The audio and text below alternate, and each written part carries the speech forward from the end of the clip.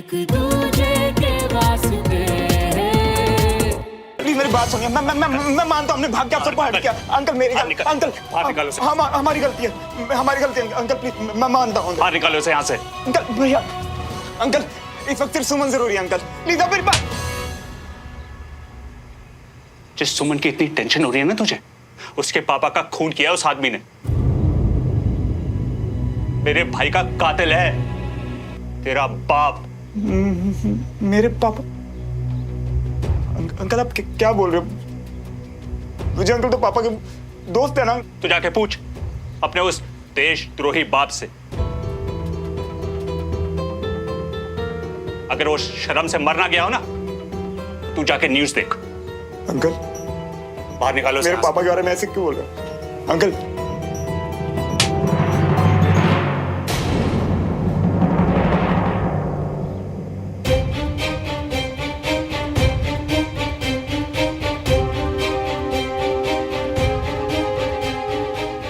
दद्दू please. खबरदार अगर अपनी गंदी जबान से मेरा नाम भी लिया, इससे पहले कि मेरे हाथों कुछ हो जाए, यहाँ से निकल जा। दद्दू निकल जा यहाँ से। दद्दू निकल यहाँ से। दद्दू निकल। दद्दू निकल जा।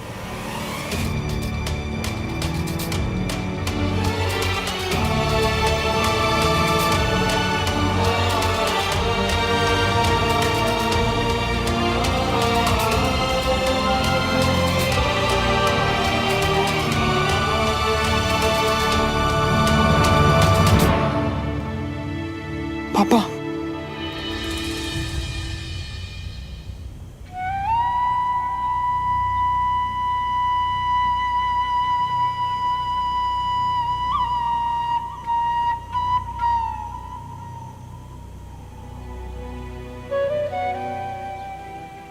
या भाई साहब, और वहां अस्पताल में भी ना, उसकी डिलीवरी में भी बहुत वक्त था, लेकिन वो भाई साहब की खबर सुनते ही उसको लेबर पेन हो गया। बेचारी कंचन अकेली बीना के साथ। रमेश जी, इस कलश को बाहर रखाइए। जी।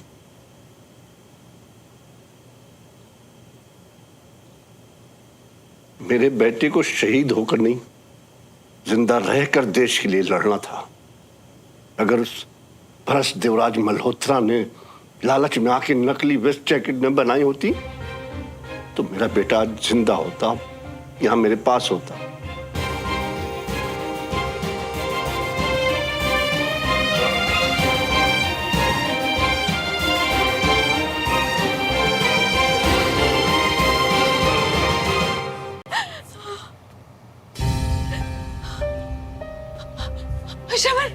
श्रवण तू आ गया? मम्मा मम्मा आप रो मत, आप ना रोना बंद करो। पापा कहाँ हैं? भाभी आप शांत रहो, मैं भाई साहब को कुछ नहीं होने दूंगा।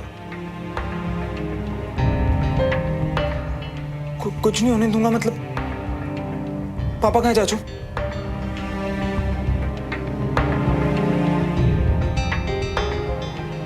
रुक, तू अंदर मत जा, मैं सब कुछ ठीक कर दूंगा, तू भरोसा कर मुझ पर। अरे श्रवण रुक, श्रवण।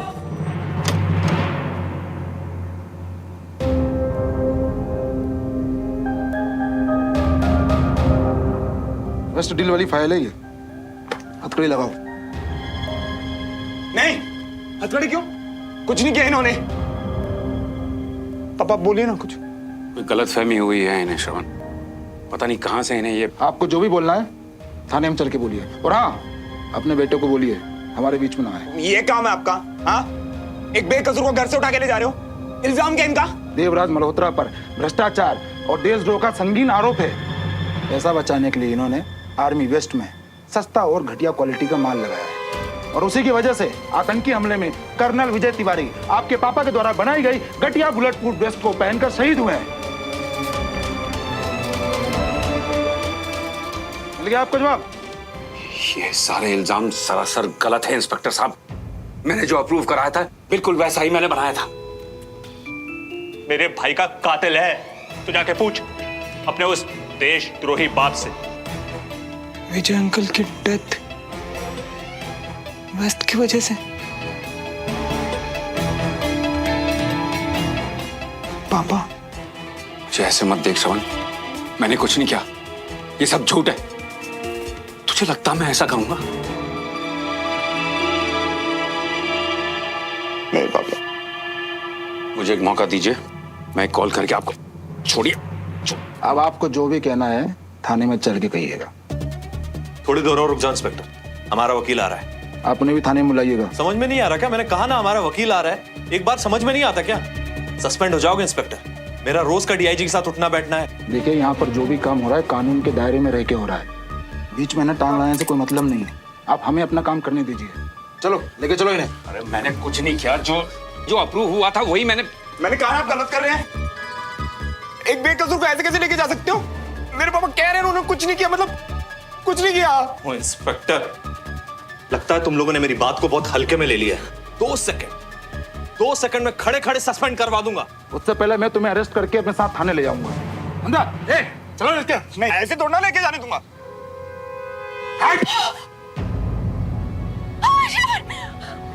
श्रवण,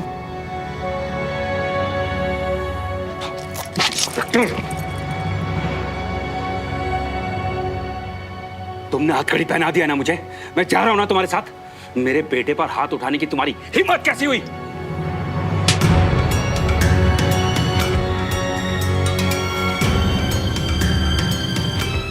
चार पैसा कमाने के लिए तुम बेईमानी करते हो और देश के साथ गद्दारी करते हो। अब तुम्हारी यह हिम्मत हो गई कि तुम पुलिस वाले के साथ गुंडागर्दी करोगे। लेकर चलो।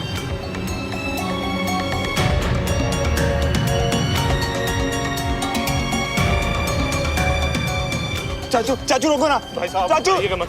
भाई साहब आपके पीछे मैं वकील लेकर आ रहा हूँ गाड़ी से। भाई साहब घबराइएगा मत, और आप ना घर की टेंशन मत लीजिएगा। चाचू ना, मैं आपको कुछ नहीं होने दूंगा, मैं कुछ भी नहीं होने दूंगा। भाई साहब आपको ये लोग हाथ में नहीं लगा पाएंगे।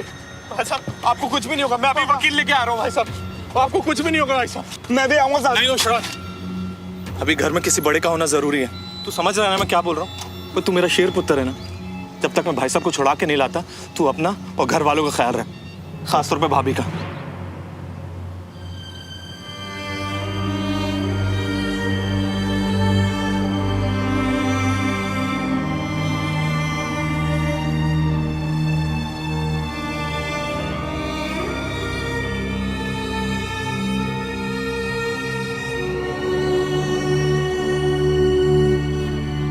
ठीक है, मैं नहीं अकेले छुट के जाने वाली, मैं तेरे साथ चलूंगी। ठीक है। और तुम लोग अपना ख्याल रखना, मैं भाई साहब को जल्दी छुड़ा लाऊंगा, अपना ख्याल रखना।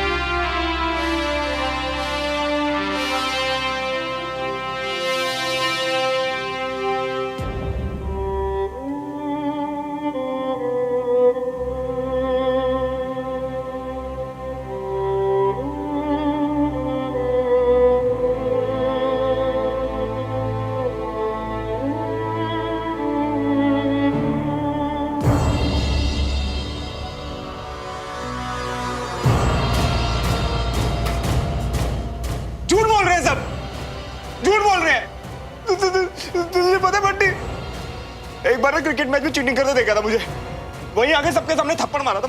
वो चीटिंग करेंगे क्या यार? वो चीटिंग करेंगे? वो मैं किसी का जान पे इस पे यार। तू बोल रहा है यार, तूने तो देखा ना पापा को आर्मी के बारे में बात करते, देखा है ना? हमें उससे ज्यादा इज्जत कोई नहीं करता यार आर्मी की। अब तो अशरफ फ्री होना चाहते थे आर्मी कॉलोनी में, पापा लेके आए यार सिद्धि करके, पापा लेके आए यहाँ पे। कहीं मुझ में आर्मी डिसिप्लिन है, मैं उनके जैसा बन सकूं इसलिए आए हम यहाँ।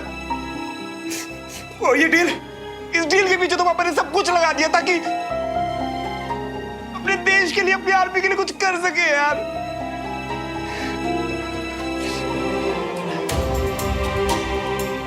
नहीं बंटी, मैंने ना पापा के आगे देखे, वो झूठ नहीं बोल रहे। और विजय अंकल तो दोस्त है ना पापा।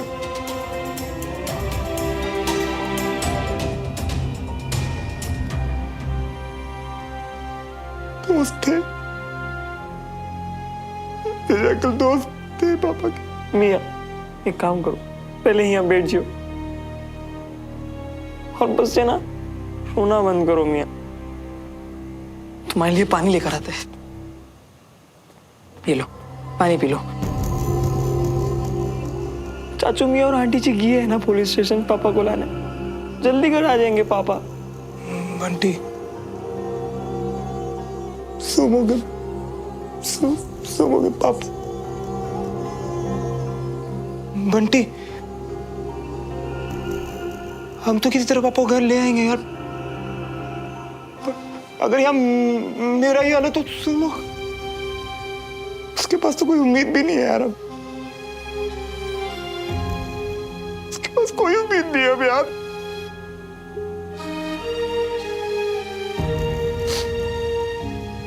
मुझे सोनू के पास जाना है। अरे नहीं नहीं नहीं नहीं, रुको रुको रुको, भूल गए क्या? किसी धक्के मार मार के तुमको वहां से बाहर निकाला है मिया। और वैसे भी जे टाइम उस घर के हालात भी ठीक नहीं है। नहीं नहीं नहीं, तुम रुक जाओ यहाँ, मत जाओ वहां मिया। नहीं बंटी, चाहे वो मेरे हाथ पर तोड़ दे यार, पर मुझे फर्क नहीं पड़ता। इस वक्त मुझे सोमो के साथ रहना है। इतना सब कुछ इसे अकेले नहीं सहने दे सकता मैं यार। उसे मेरी जरूरत है, उसे मेरी जरूरत है बंटी, मेरी जरूरत है।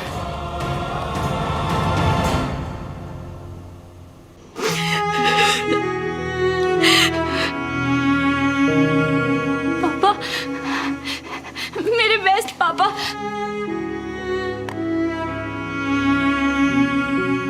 हमारी फोटो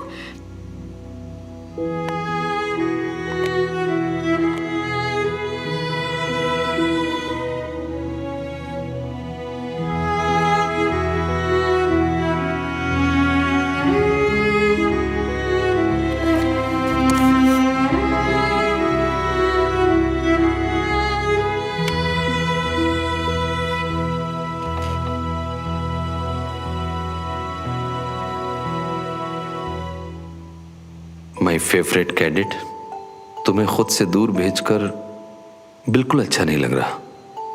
तुम्हारे कमरे में आकर तुम्हें हंसता हुआ देखना चाहता हूं बस। खाली कमरा बिल्कुल अच्छा नहीं लग रहा।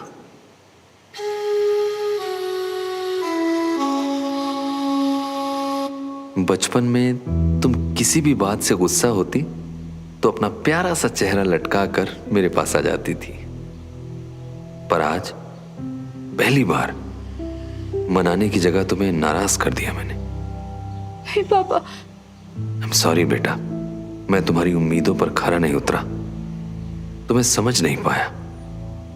तुमने सही कहा था, श्रवण मुझे पसंद है, और बेटा उसके सिविलियन होने से भी मुझे कोई प्रॉब्लम नहीं है। आखिर हमारा देश सिविलियन से ही तो बनता है, और उनकी रक्षा के लिए हम जान भी दे सकते हैं। हमसे अलग हैं वो, पर मैं उनकी पूरी इज्जत करता हूं बेटा। इसीलिए कुछ समझाना चाहता हूं। हालांकि पुणे पहुंचकर जब तुम्हें तुम्हारा फोन मिलेगा तभी ईमेल पढ़ पाओगी तुम, और शायद फिर भी तुम्हें मेरी बात ना ठीक लगे, लेकिन अपने पापा पर भरोसा करना बेटा। मैंने देखा है तुम्हारी उम्र में ये फीलिंग्स, किसी से इतनी इम्पोर्टेंस मिलना, माँ बाप से आज़ादी के लिए लड़ना, बस एक नई तरह का एक्सपीरियंस, नया अनुभव होता है जो थोड़ी देर के लिए अच्छा लगता है, और फिर चाहे हम जो मर्जी ठान लें, उस थोड़ी देर के लिए हमारी पढ़ाई, करियर, गोल्स, सपने, यहाँ तक कि परिवार भी हमें बेमानी लगने लगता है। मैं चाहता हूँ बेटा कि कल तुम पछताओ नहीं, बल्कि अभी होश में आ जाओ। इसीलिए तुम्हें दूर भेजा। मुझे तुम पर, तुम्हारी चॉइस, तुम्हारी डिसीजंस पर कोई डाउट नहीं है, बस तुम्हारी उम्र कच्ची है। अगर यही फैसला तुमने बड़े होकर मैच्योरिटी से सोच समझ कर लिया होता तो यकीन मानो बेटा, मैं तुम्हारा पूरा साथ देता। पर मैंने आपके डिसीजन पे डाउट किया। कैसे सोच लिया मैंने कि आप गलत हो सकते हो। सॉरी पापा, रियली सॉरी। प्लीज आप वापस आ जाइए। आप चाहते थे ना कि मैं हमारे सपने पे ध्यान दूं, बहुत बड़ी ऑफिसर बनूं। प्रॉमिस पापा, आई प्रॉमिस मैं आपकी सारी बातें मानूंगी। प्लीज आप वापस आ जाइए।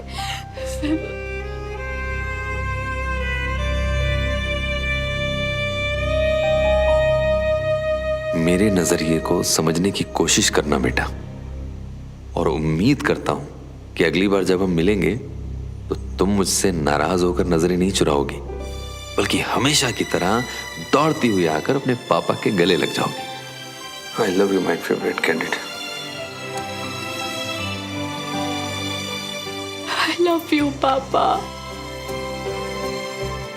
तुम्हें पता है कि देश के बाद मेरे लिए सबसे इंपॉर्टेंट तुम हो। प्लीज पापा को समझने की कोशिश करो बेटा। उम्मीद करता हूं ये पढ़ने के बाद जब अगली बार मिलेंगे तो हमारे बीच की सारी दूरियां खत्म हो चुकी होंगी, और आज जैसे पहली बार बिना गले लगाए तुमने मुझे मिशन पर भेजा है ना, फिर कभी नहीं भेजोगी। रियली सॉरी पापा। मैं बहुत मतलबी हूँ, बहुत सेल्फिश हूँ। आप अपनी लाइफ के लिए लड़ रहे थे, मैं अपने में खोई हुई थी। मैंने बहुत कोशिश की पापा, पर आखिर मैंने अपने होश खो ही दिए। मैंने पापा के बारे में नहीं सोचा। I'm sorry पापा, I'm really very sorry. I love you पापा।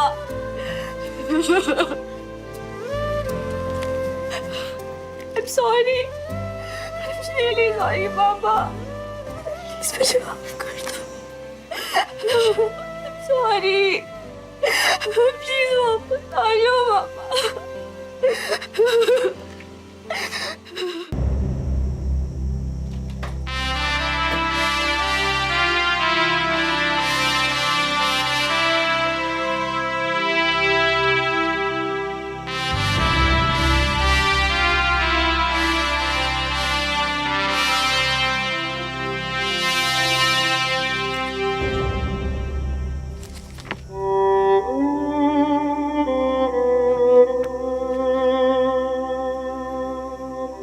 आप मुझे माफ कर देंगे ना पापा? I'm sorry, I'm really sorry। बहुत बड़ी गलती हो गई पापा। I'm sorry।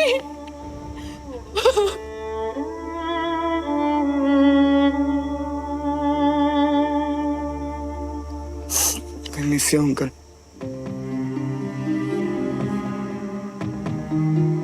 एक ही दिन में कैसे हमारी दुनिया उलट पुलट हो गई ना सुनो।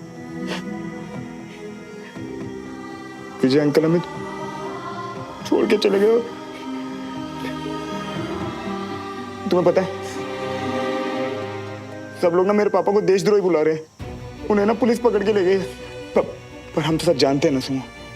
और अगर विजय अंकल होते ना तो वो भी यही कहते कि उनका दोस्त ऐसा कर ही नहीं सकता, है ना सुनो। भ्रष्ट देवराज मल्होत्रा ने लालच में आके नकली वेस्ट जैकेट में बनाई होती तो मेरा बेटा आज जिंदा होता।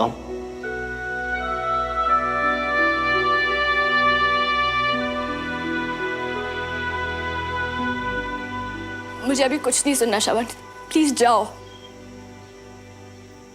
मेरे पापा है वो सुनो। तुम मेरे पापा के बारे में इतना गलत कैसे सोच सकती हो? नहीं सुनो, प्लीज ऐसे मत बोलो। बस एक बार ना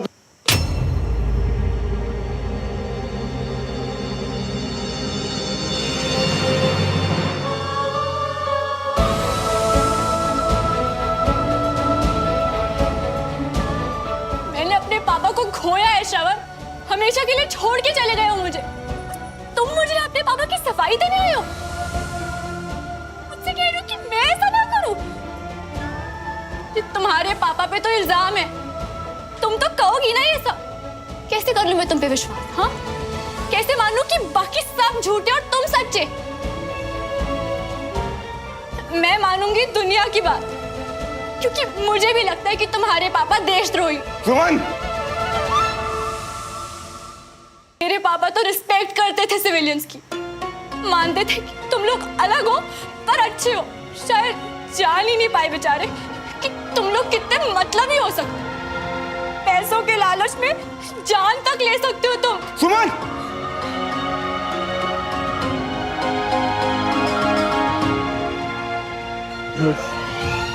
मुझे पता है इस वक्त तुम तकलीफ में हो, पर ये सब मत बोलो प्लीज, ये सब मत बोलो। हाँ, हूँ मैं तकलीफ में, क्योंकि मैंने अपने पापा की बात नहीं मानी।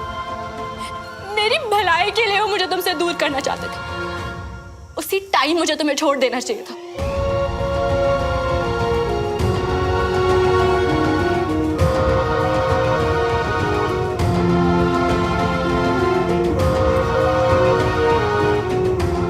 आई थिंक सुमन, हमें बाद में बात करनी चाहिए। तुम अभी गुस्सा और होश में नहीं हो तुम। होश में तो मैं अब आई हूँ श्रवण मल्होत्रा। हाँ, दुख में हूँ, क्योंकि मुझे अकल देने के लिए मेरे पापा को इस दुनिया से जाना पड़ा। बहुत गुस्सा हूँ खुद से। जाने से पहले मैं उनसे मिल तक नहीं सकी। पापा का जाना एक साइन था कि जो मैं अपने जिद में चली गई थी घर से, वापस आ जाओ।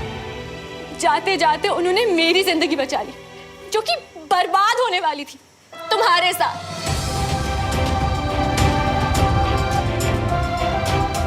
तुम्हें सब सच लगता है? मेरे साथ तुम्हारी जिंदगी बर्बाद हो जाती है?